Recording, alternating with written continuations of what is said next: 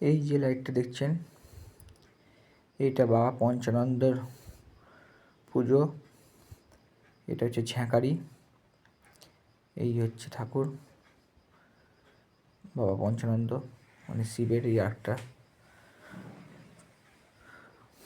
দেখছেন। মন্দিরটা লাইট দিয়ে সাজানো আছে। আর ঠাকুরটা পার্মানেন্ট মানে আসে আবার পাথরেরই বোধ হয়, পাথরের প্লাস্টারের কিছু হবে, রং ফং করে। প্রত্যেক বছরই এই আমাদের যে পৌষ সংক্রান্তি যেদিনকে থাকে 14 তারিখ, সেদিনকে এই পুজোটা হয়। আর মেলাও বসে, সরু রাস্তা তো, ওই রাস্তার উপরে সব মেলা ফেলা বসে এবং খুব ভিড় থাকে। এটা আমরা অনেকটা রাত্রিরে গেছিলাম বলে অনেকটা ফাঁকা হয়ে গেছে। আর এবারে বিশেষ আকর্ষণটা আমি পরে বলছি, আগে দেখুন মন্দিরটা।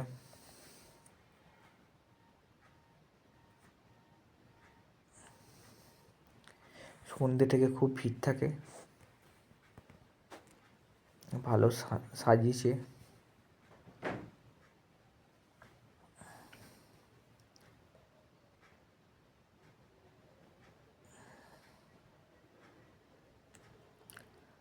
আর এবারে আকর্ষণ হচ্ছে, আমরা এখানে যে মেদিনীপুরের যে বক্সের নাম শুনেছেন, পাওয়ার মিউজিক, সেই পাওয়ারের একটা সেট আপ বোধহয় এখানে এসছে,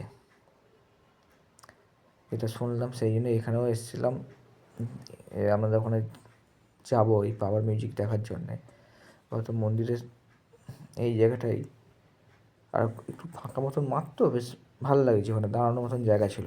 সন্ধেবেলা তো আপনি দাঁড়াতে পারবেন না। এই যে রাস্তাটা, সরু রাস্তা, যেখানে যেমন সরু রাস্তা, সেই রাস্তার উপরেই মেলা মতন বসেছে টুকটাক, মানে ভালোই রোল ফোল যা যা যে যা বিক্রি করছে, এই সরু রাস্তার মধ্যে যাতায়াত করছে।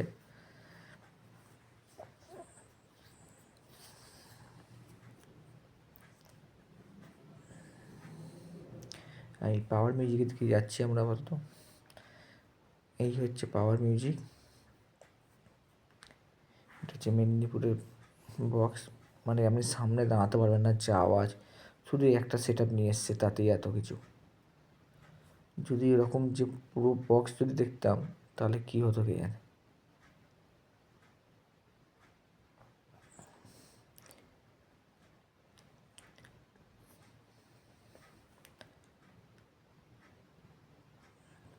মানে লাগছে তো খুব ভালোই, কিন্তু যাদের শরীর খারাপ তাদের প্রবলেম হবে।